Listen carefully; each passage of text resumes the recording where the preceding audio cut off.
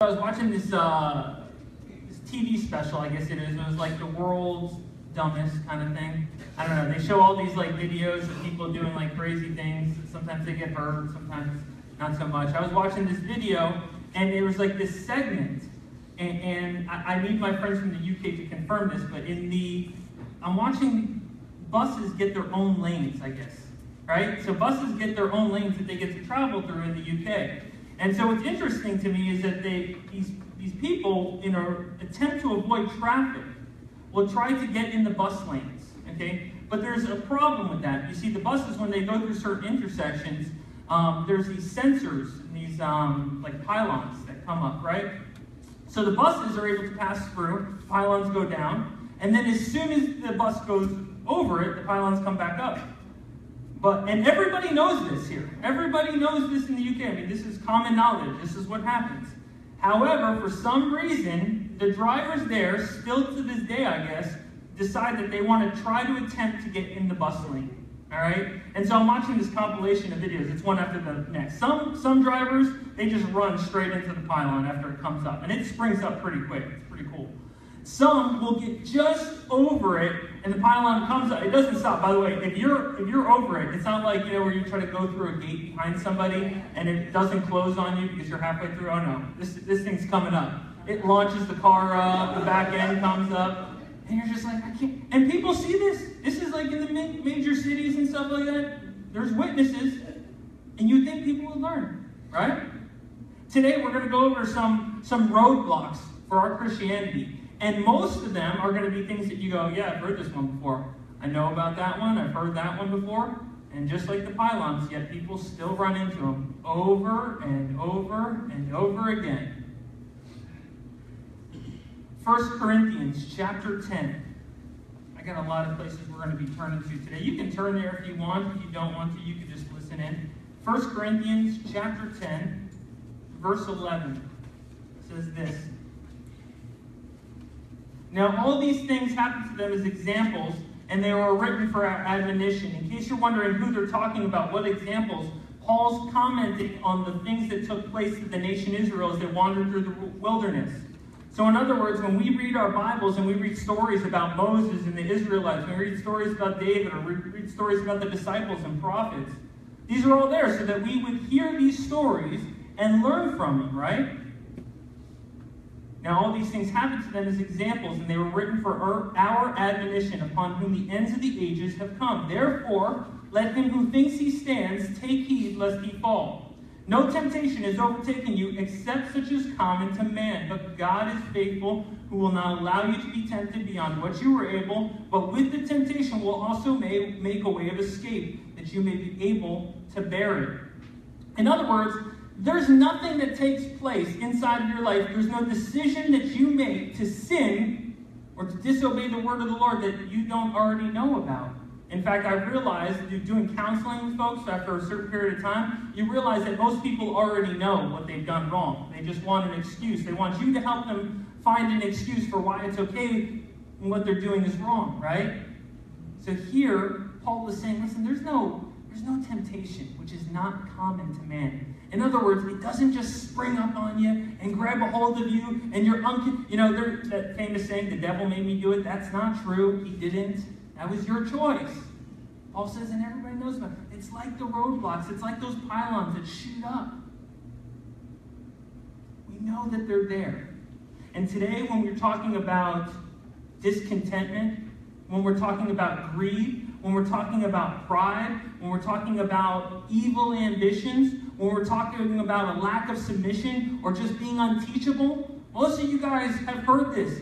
Listen, even if you're not a believer, you probably know that these things aren't good, right? Everybody agrees. Greed, nobody likes greed, especially when it affects them in a negative sense, right? Nobody likes pride. That's you've heard that person before in your life that they're just so prideful and so arrogant, and there's something about their personality that just rubs you the wrong way, and you go, oh, I don't like that. We know these things. And yet, how many times do we run into those roadblocks over and over and over again? And if you're thinking to yourself, Pastor, I've heard this before, I appreciate the pep talk, I appreciate the sermon, thanks so much for what you do, I want you to know that you are the person that Paul is talking about in verse 12.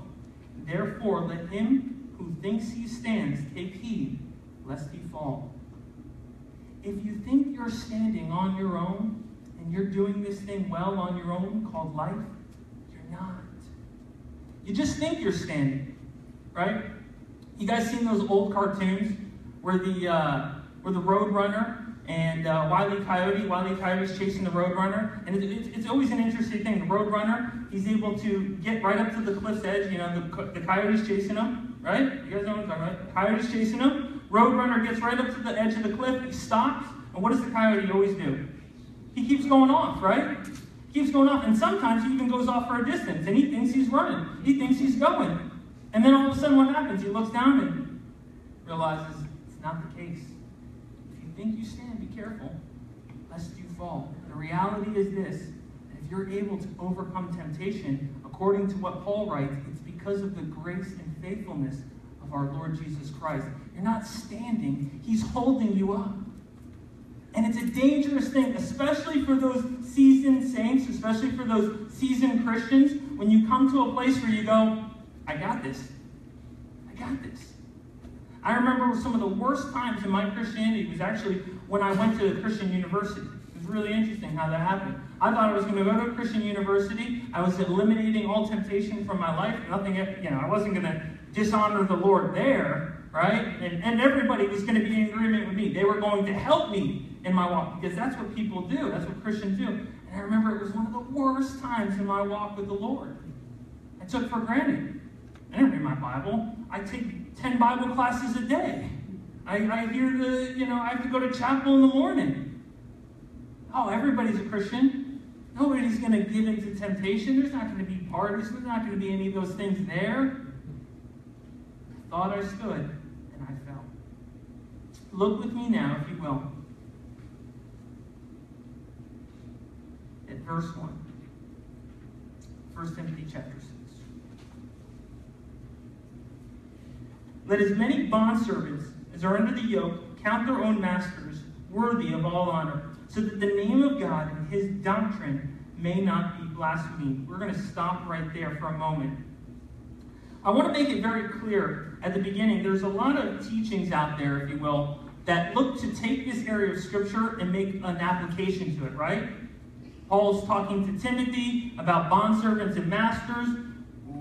Where do we have that? We don't necessarily have that in our culture, so we got to find an application. But before we find an application, I want us to first understand the reality of this situation. During this time, there was over 60 million people in slavery under the Roman Empire. Paul's not just talking to a small group of people. He's talking to over 60 million people that were in the Roman Empire that were considered to be slaves. And furthermore, some slaves had it all right, and a lot of them didn't. Some slaves would be used in the Colosseums. Some slaves would be used for horrific acts. Some slaves would be abused. He understood that there was a heavy yoke upon them. Paul wasn't just flippantly throwing this idea out there. He was speaking to over 60 million people, that as many bondservants as are under the yoke count their own masters worthy of all honor, so that the name of God and his doctrine may not be blasphemed. It's interesting that Paul talks right at the beginning about yoke. He's not pretending that it's an easy yoke. He's not pretending that what they're going through isn't difficult. He's looking, or he's trying to bring their perspective someplace else. Matthew chapter 11, verse 28.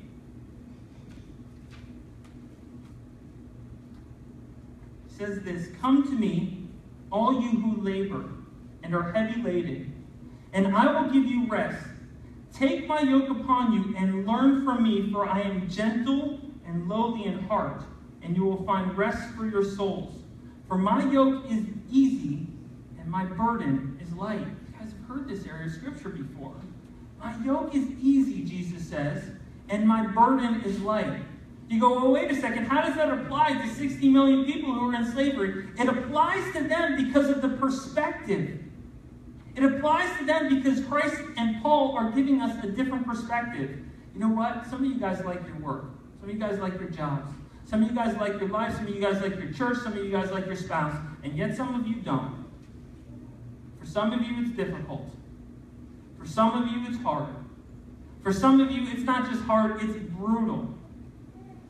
And you guys know exactly what I'm talking about. Yeah, Pastor Ryan, that's really easy to talk about. It's really easy to say, but you don't have the right perspective. And I would challenge you, no, you don't.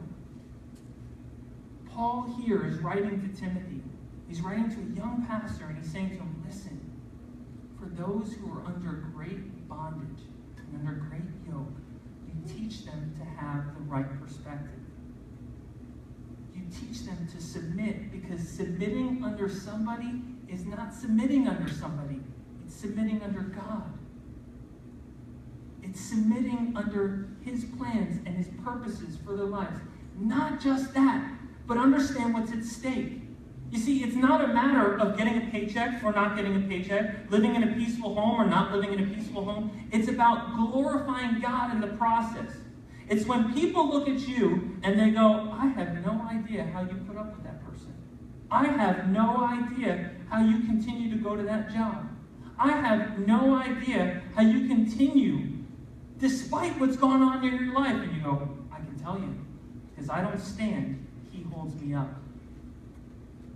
It's a glory to God. It's not a glory to you. It's not even a glory to man. Listen, too often, and I might share this again before the end of the day, too often we present this pretend version of Christianity. And what it looks like and what it sounds like is this. If you put your faith in Jesus Christ, if you decide to go to church, if you decide to become a Christian, God's going to make your life great. Bank account's going to be full. Family's going to love you. Work's going to be great. And everybody at church, you get along with it. They never fight at church. People never get in an argument here. Everything is going to be good. Health, don't worry about it. God will heal all of your illnesses. Right? Except that's not reality. And Paul understood that's not the reality. So what do you do when that's not the reality? You gain the right perspective. You figure out what it is that you're trying to accomplish. Joseph, you guys remember Joseph, sold into slavery to the Egyptians by his brothers, right? Joseph, at the end of his life, says this to them, but as for you, this is to his brothers, but as for you, you meant evil against me, but God meant it for good, in order to bring it about as it is this day, to save many people alive. You go, that's real nice of him.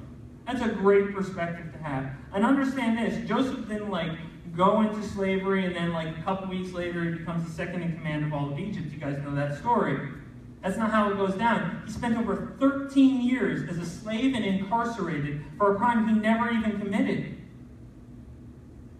And then, at the end of that, he stands before the people who he could justifiably blame and hurt. And he goes, God did it so that others would be saved. And I don't think he was just talking about them, because consider this. If Joseph wasn't the second in command in Egypt, there is no Exodus. There is no Moses. There is no conquering. There is no there is no Joshua. These things don't take place. They don't happen. And so you go through your suffering, you go through your hardship, and people are watching you and you go, well, I don't know why this is happening. Maybe you don't. But maybe God is using it to save many people through your testimony. Because to rebel against that is going against the plans and purposes of God. It blasphemes. This is what Paul's saying to Timothy. It literally puts a bad spin on Christianity. It makes what you preach not as powerful as what you live.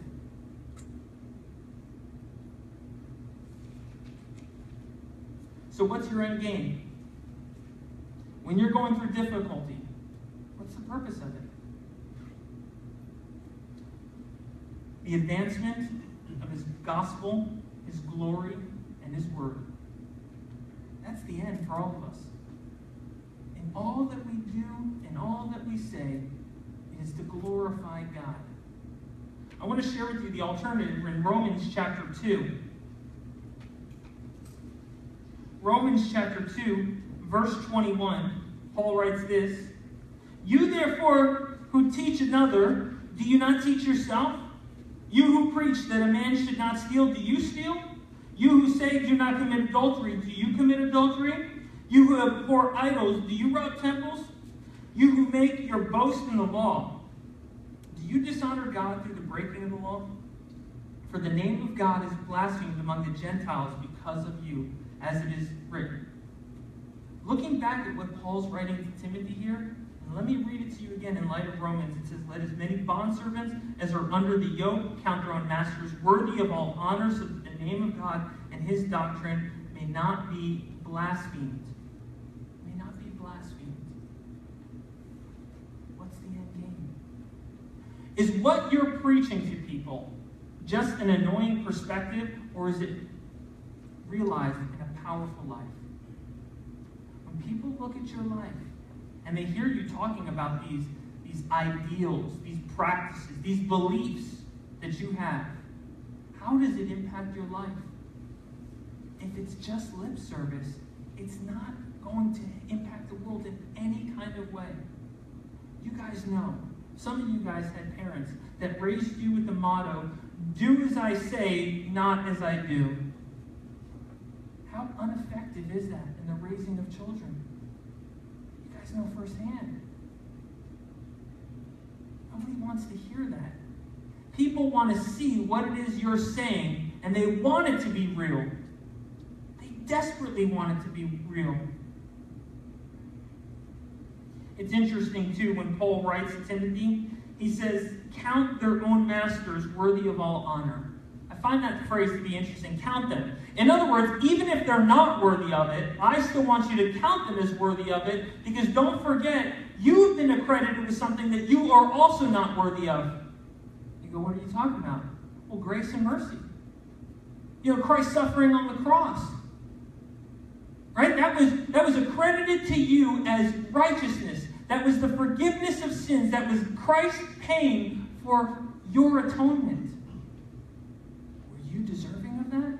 You go, no, but I mean, at least I went to the altar and I bowed my knee and I said the prayer that I was supposed to. This person isn't even, they're not even attempting to live godly. And he says, that's okay. Count them worthy of all honor for the ending, for the sake of God being glorified and not blasphemed by a world that's looking in and watching your lives. They're staring. They're watching. We think sometimes that the world wants to watch us fall. But I suggest that what they really want is for something genuine and real to succeed. Look with me at verse 2. "And those who have believing masters, let them not despise them because they are brethren, but rather serve them, because those who are benefited are believers and beloved. Teach and exhort these things." Let me get your attention. If you thought verse 1 was tough, here's verse 2, and it's even tougher when we unpack it. All right? Here's what Paul's talking about. "And Christians who have believing masters," in other words, you're a slave, and your master is also a believer. You believe in Christ, and that affects how you do things. They supposedly believe in Christ, and it's not affecting what they're doing. It's not, wait a second. Don't you remember the master? Don't you remember the teaching where Jesus says there's neither Jew nor Greek, slave, or what happened? I thought you're supposed to be a Christian. How many times have you said that about somebody else? I thought you were supposed to be a Christian. And because you thought that also comes with a certain behavioral responsibility, you become upset with them. You become angered. You become embittered with them. And Paul says to those two, to those who know better but still don't practice what they preach, show honor. Work for them. Serve them with faithfulness. I remember I was an electrician. Now that you guys know what I do, I work with like exotic animals. But before that, I was an electrician. And I didn't like the electrical field. It wasn't my cup of tea. I did it. You know, I needed to put food on the table. There were bills to pay. It paid. I remember I got called into the office by one of my bosses. He was like the second in command, or second, he was next in line, I guess, in the hierarchy of the company. Whatever you want to say. He wasn't the owner, whatever that is. He calls me into the office because he's going to let me go. He's firing me. He sits me down, and he says, now he's never, usually when people get fired, it's like, hey, here's your other check, sorry you don't have a job next week. And I was part of the union too, so it wasn't like a big deal. You just go, you sign up on the books, and then they put you with the new company, right? So I get set down, and I'm going to be told now why I'm being fired. Now I know this guy, I remember this guy, he was a Christian. But, like comparatively speaking, I thought I was a much better one, if you ask my opinion, It's like I read my Bible. He was like one of those like really pseudo-spiritual guys, like everything's so heavenly and mystical and glorious, and but I knew other things about his life. He's going to sit me down. He's going to let me know. He sits me down. He tells me, I'm letting you go because you're not a good worker. I go, oh yeah? I'm not a good worker, huh? He goes, yeah, you don't receive correction well. He goes, you don't work hard. You show up late to work. Okay. Well, I've got an hour drive. I live up north. He goes, so do other people. All right, well, I've got, I'm getting married soon. I don't think I was married yet. I'm getting married soon, and you're going to do this to me now. He goes, it's okay. I'll put in a good reference for you when you go sign up on the books. He goes, but I'm telling you this because you're a Christian. You tell people that you're a Christian here at work, and you have a terrible work ethic. And I just kept thinking to myself, dude, pot calling the kettle black here, man. I mean, come on. Here's the hard part. He was absolutely right. I was a terrible worker. I didn't work unto the Lord. Listen, I carried my Bible to work, though. And if anybody ever had a question about the Bible, I would tell them, even on work hours, Right? Excuse me, work has to stop because we have to have Bible study here. All right? Because you can't do that stuff. You argue with people about the Bible, and yet you don't do the work you're supposed to do. You're nauseating. And I just remember hearing this, and at the time, at least for a couple of years, there was no way I received any of that. It was just like, no way, no way. He doesn't know me. The Bible says not to judge, and he's judging me right now. Two thoughts. It's interesting that when it comes to servants and their masters at that time, that especially with a believing master, it wasn't uncommon that the servant would be raised to a position of authority inside the church, and the master would not be. In other words, you could literally have a slave and his master attending the same church, and the slave would be an elder or a deacon inside of the church, and the master would not be. And so when it comes to the church settings, the master was supposed to submit unto the authority and leadership of the slave, and then once they got, and you could you imagine being a slave at the time going, this thing's backwards. What's this guy? He's supposed to be a Christian. We're reading through the gospel. I look at him when that part comes up about people being equal. He's not getting it. It's going over. How is this happening? What do? You serve them with honor. The Bible says to bear with the scruples of others.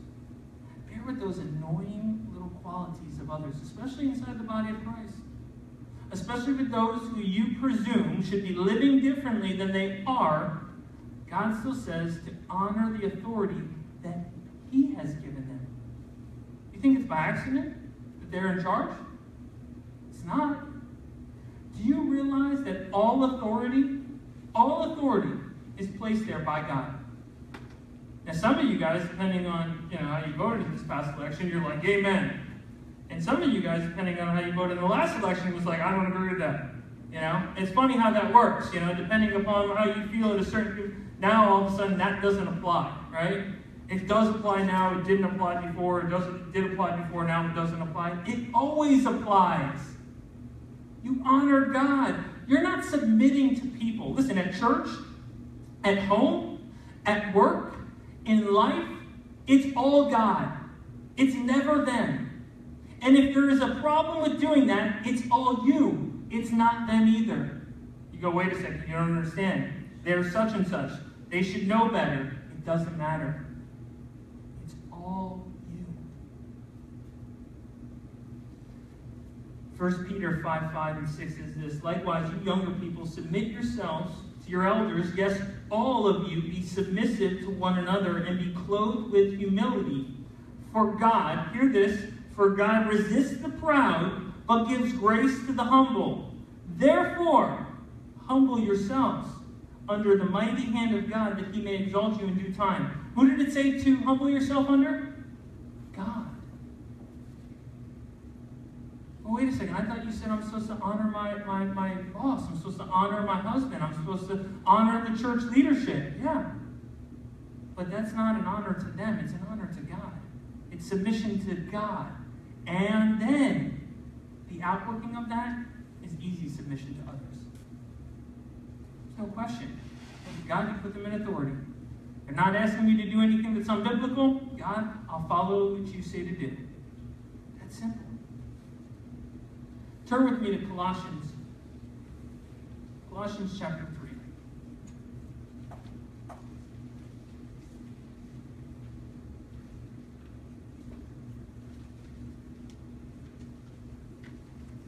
I'm going to read to you two areas of Scripture. First, we're going to be in Colossians 3, then we're going to flip over to Ephesians 6. Colossians chapter 3, verse 22. Bondservants, obey in all things your masters according to the flesh, not with eye service as men pleasers, but in sincerity of heart, fearing who? God. And whatever you do, do it heartily, as to the Lord and not to men, knowing that from the Lord you will receive the reward of the inheritance, for you serve the Lord Christ. But he who does wrong will be repaid for what he has done, and there is no partiality. Masters, give your bondservants what is just and fair, knowing that you also have a master in heaven. Now Ephesians 6. Ephesians 6, verse 5. Bondservants, be obedient to those who are your masters according to the flesh, with fear and trembling, in sincerity of heart, as to Christ. Not with eye service as men pleasers, but as bondservants of Christ, doing the will of God from the heart, with goodwill doing service as to the Lord and not to men, knowing that whatever good anyone does, he will receive the same from the Lord, whether he is a slave or free. And you masters, do the same things to them, giving up threatening, knowing that your own master also in heaven, and there is no partiality with him. It sounds pretty redundant, right? Paul actually makes this case in several other epistles as well. It's a point that he wants to drive home, so to speak. Because he understands that when we leave this room, everybody loves Jesus here. Everybody's a Christian here, right? But when we leave this room, he wants to make sure that the message that we take with us is not just some doctrinal teaching that you heard the pastor give that week. It is a life affected. There's application and truth to it. That God is truly having an impact on your heart, giving you the ability to submit, giving you the ability to honor even those who don't deserve it. Even those who don't deserve it. He's giving you that ability. And furthermore, and just so you don't think you're off the hook, guys, if any of you are the heads of a household, if any of you are the heads of a company, if any of you are the heads of the church, and you think that God's not speaking to you as well, note with me what Paul said on multiple occasions. God is your master. Don't forget it. No matter how in charge you think you are, you ain't. He just put you there. That's why when he says there's no Jew, no Greek, man, woman, slave, free, it doesn't make a difference to him. God is not a respecter of persons, the Bible says. In other words, he doesn't care what title you have before your name. He doesn't care what certificates you have on your wall. He doesn't care about the number in your bank account. He cares about none of those things. He cares about you honoring him and his word. He cares about you practicing what you preach, so to speak. Look with me at verse 3 now, back in Timothy.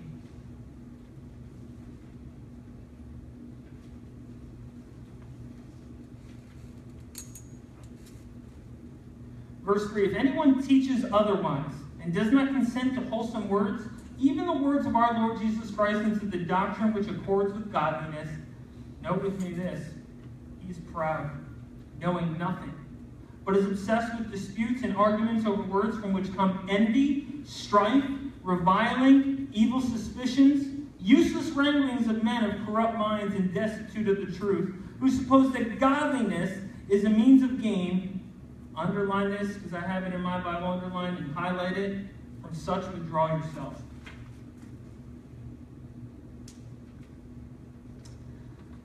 Timothy is a practical book, right? Paul wrote it as kind of like an instruction manual for a new pastor. So therefore, a lot of the concepts that we read about in it are very practical. They're very easy to understand. They're not too, we're not dealing with like prophecy or symbolism or any of those matters. We're dealing with very basic tenets of the Christian faith and the application of them, right? Real world applications.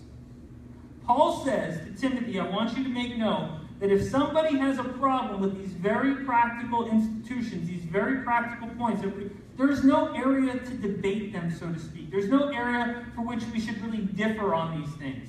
If all of a sudden you come to me and you say, hey, listen, I shouldn't have to honor my boss because such and such, I'm going to go, no. Paul made it very clear you are. Well, wait a second, I should be able to be the head of the church even though, according to 1 Timothy chapter 3, I'm actually not qualified for it. No, Paul made it very clear. This isn't one of those areas that we can really debate on. But what makes it especially dangerous, if you will, is not simply the rebellion of our own heart, but have you ever noticed that those who tend to be in rebellion tendency to also want to bring others into rebellion with them? Those who have a tendency to not want to adhere to the Bible. I remember early on in my Christian walk, like if I thought that something shouldn't be unbiblical, I was living a certain lifestyle that I really enjoyed for a certain portion, okay? And I thought to myself, if I'm all of a sudden in objection or in contradiction to what the Bible says, I would have to go around and ask people what they thought. And the reason why I was asking people what they thought is not because I cared about what they thought, it's because I was waiting for the one person to tell me that it was okay. You guys know what I'm talking about? You ever meet somebody like that? They know that they shouldn't live a certain way or act a certain way, but they're going to go around until they find somebody who's in agreement with them. I know I shouldn't have to honor my boss at work, so what I'm going to do is I'm going to go around and ask all the other employees at work until I find the same person who's just as disgruntled as me, and then, then I feel good about my disgruntledness.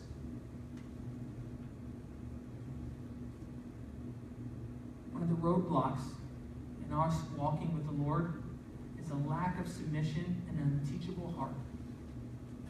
Note with me what Paul says, that those who teach otherwise, first thing that they're affected by is their pride. Their pride. Who are you to tell me? Who are you to say to me? I love that. I love when somebody comes to me as a pastor and says, well, I disagree with you. No, you don't. No, I disagree with what you're saying. No, you don't. Yes, I do. I don't agree. Who are you to tell me? Nobody. I didn't write it. It's not my name. Look at the author. It's not my name on there. I didn't come up with this stuff. This wasn't me. I come up with some of these notes, but most of these notes are just Bible verses. I just do that so that I'm as safe as possible. I figure the more Bible verses I give, the safer I'm going to be. I didn't write it. If you don't like it, you got to take it up with the author. All right? See how that's worked out for others in the past. You'll have to read through the book. It doesn't work out for them so much. Proverbs 23 says, it is honorable for a man to stop striving, since any fool can start a quarrel. Any fool can start a quarrel. Any knucklehead can get into an argument with another one. Exodus chapter 18, verse 13. I'm going to turn there. I'm going to go through a couple of verses in this area. Exodus 18:13 is an interaction between Moses and his father-in-law Jethro. Here's what it says. And so it was on the next day that Moses sat to judge the people, and the people stood before Moses from morning until evening. So when Moses' father-in-law saw all that he did for the people, he said, "What is this thing that you are doing for the people? Why do you alone sit, and all the people stand before you from morning until evening?" And Moses said to his father-in-law, "Because the people come to me to inquire of God. When they have a difficulty, they come to me, and I judge between one another, and I make known the statutes of God and his law." So Moses, his father-in-law, said to him, "This thing you do is not good. Both you and these people who are with you will surely wear yourselves out, for this thing is too much for you. You are not able to perform it by yourself. Listen now to my voice. I will give you counsel, and God will be with you. Stand before God for the people, so that you may bring the difficulties to God. And you shall teach them the statutes and the laws, and show them in the way which they must walk, and work they must do. Moreover, you shall select from all the people able men such as fear God, men of truth, hating covetousness, and place such over them to be rulers of thousands, rulers of hundreds, rulers of 50s, rulers of 10. And let them judge the people at all times. Then it will be that every great matter they shall bring to you, but every small matter they themselves shall judge. So it will be easier for you if they will bear the burden with you. If you do this thing, and God so commands you, then you'll be able to endure, and all the people will also go to the place in peace. Go to their place in peace." Let me stop there, and let me make a point here, if I may. Moses, in trying to serve the Lord, in trying to honor God, in trying to lead others, okay, his father-in-law points out to him that he's doing too much. "Moses, you do too much. It's not good. You're going to wear yourself out. You're going to wear the people out. So here's what you're going to do. You're going to raise up other leaders with you. It's a good thing. Help as many people as possible. And here's what you're going to do. The first thing that you're going to do is teach them." What does teaching somebody require? A teachable spirit. You can't teach the unteachable. If somebody doesn't want to hear, if somebody doesn't want to listen, if somebody doesn't want to receive, all right, that's fine. Back to Timothy. The pride of a person will not allow them to hear or receive the word of correction or the word of truth. Proverbs 13:18 puts it this way: "Poverty and shame will come to him who disdains correction, but he who regards a rebuke will be honored." There is no possibility for growth in the Christian walk. There is no possibility for growth with God if you're somebody who cannot receive correction, instruction, even rebuke. Rebuke isn't like, "Hey, brother, I noticed the other day." Rebuke is like, "Knock it off." And you're like, "Who are you talking to?" "I'm a man."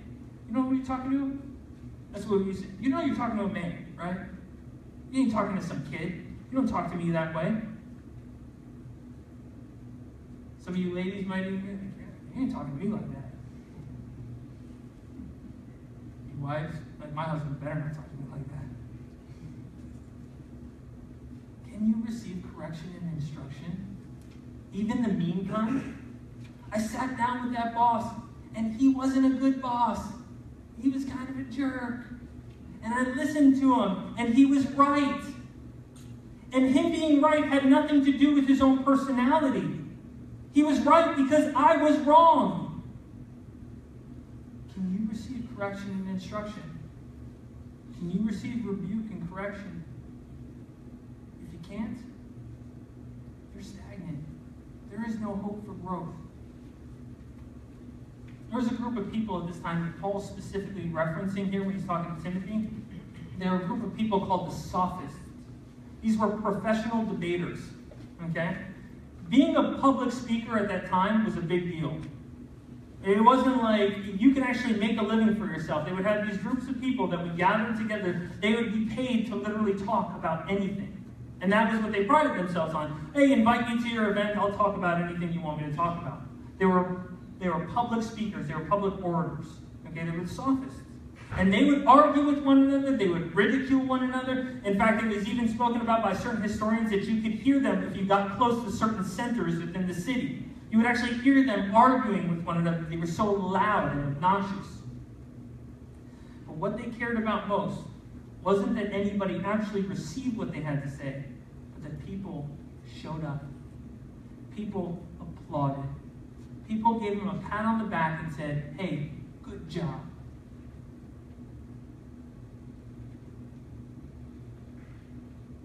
When it comes to your lives, when it comes to my life, do you want people to receive what you have to say?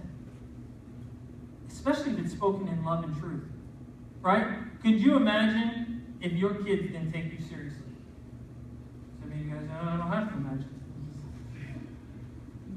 Imagine you're trying to instruct a child not to go stick their finger in an electrical socket. You want them to take you seriously, right? Right? You don't want it to be like, ha, thanks, Dad, I'll give it a shot anyways. And sometimes that requires quite a bit of training. Sometimes that requires quite a bit of yelling. Sometimes that requires other forms of discipline. Right? Because you want, at the end of the day, that child to receive from you instruction and correction. But here's the thing. Do you also receive instruction and correction? When that child watches your interaction with other people, and they see your interaction with other people as being stubborn and obstinate and unwilling to receive, are they just going to pick up on your traits? There's things that we want people to take us seriously on. When we go before a world that's lost, that is doomed without Christ, and we say, hey, listen, I need to tell you something. You need Christ. And I'm not just talking about like in some metaphysical, spiritual kind of sense to make you happy and make life great. I'm talking about you really need Jesus. Because if you die without him, you are doomed to an eternity in hell. If that's the message that you want people to receive, especially if you have loved ones, if you actually believe that, you might want to be somebody who can also receive instruction and correction. You want them to hear from you. Make sure that you're somebody that is shown that you can hear from others as well.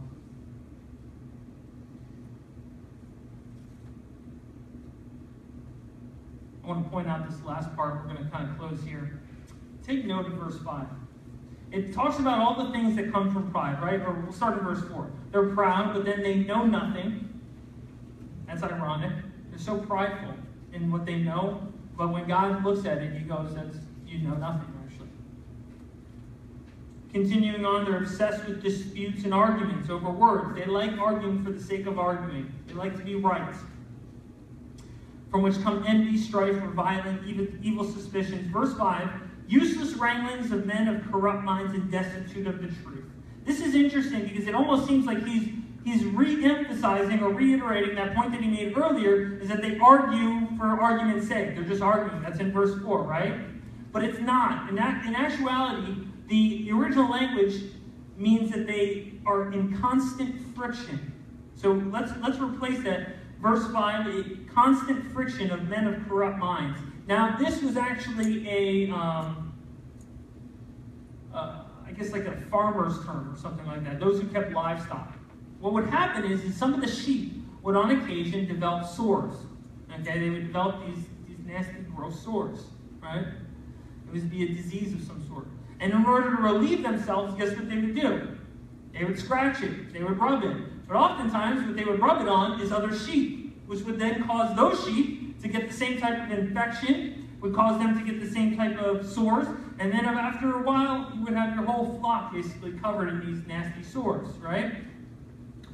Matthew chapter 23, verse 15, Jesus says this, "Woe to you, scribes and Pharisees, hypocrites, for you travel land and sea to win one proselyte, one believer, and when he is won, you make him twice as much a son of hell as yourselves."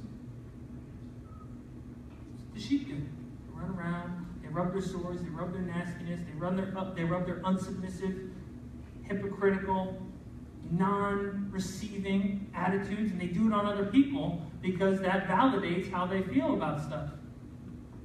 Their unwillingness to yield, to listen, to submit to God, unwillingness to hear from God words of truth, they just start rubbing that on anybody they can possibly rub it on, and you see the effect. You look around at the world. And Paul says, such people have nothing to do Had nothing to do with that. Here's where the application, if you will, is for us. We recognize that that's the way the world does things. That's the way, unfortunately, even some believers do things. But what about you? Are you going to stop the infection from spreading further? When you see that type of negativity, nastiness, ungodly behavior coming your way, are you going to receive that because you've been done wrong or you've been hurt? Are you going to continue the infection? Or are you going to say, you know what? I don't want that. My mother-in-law tells a story about some ladies at the church gathered together, and they were gossiping. They were just gossiping about somebody else inside the church. And she walks over to the group, and as soon as she walks over, the group says to her, one of the members says to her, did you hear about such and such? Did you hear about this? And her reply to them is great. Her reply was simply, the Lord is going to return at any moment, and I don't have time for that. Something to that effect. The Lord could return at any moment, and I don't have time for that. There's other business to be at hand. There's other business to partake in. Dealing in the business of sin, I got to cut it off. Don't allow the enemy to put up roadblocks in your life. Don't allow the enemy of your soul to hinder you from walking with Christ as you know you ought to. They're obvious, the same ones that have always been there, and yet, if we're honest, they're the same ones we run into a lot. But after a while, after 40 years of wandering around in the desert, after 40 years or however many years you've been wandering around, you don't have to any longer. Amen? Let's pray. Father, we give you thanks and praise that your word is word of truth, word of life. That your word satisfy our souls. God, I pray, God, that you would help us to recognize and realize the roadblocks that have been set up to hinder us from walking in you. God, I pray that for those of us who have run into them too often and too hard, God, might we finally learn, might we finally hear, God, open up our eyes to see the things that we should see coming. And Father, I ask that as we leave here today, God, may we leave here as not simply preachers of Christianity, but practitioners of it. Those who live a life that's in accordance with the grace and goodness that you have poured into us. Not living as slaves to sin, but as willing servants to your kingdom. This we ask in Christ's name. Amen. Hey, we're going to close in a worship song. And I want to say this, too, as we do so, there will be people up here that would love to pray with you. And it could be a matter of praying for a need or something that you feel like sharing.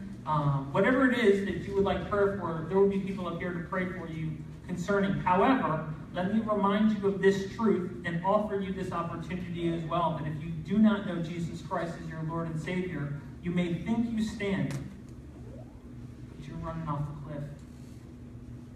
There's only one way to really avoid the roadblocks. There's only one way to really avoid, if you will, the entanglement of sin, and that's through the person of Jesus Christ. So I would encourage you, please, the people that are here to pray with you would also love to pray with you and lead you in a prayer of faith to the Lord Jesus Christ. So please don't leave here without doing that if you haven't. And we're going to close in a worship song now. Pray you have a blessed week. Thank you so much.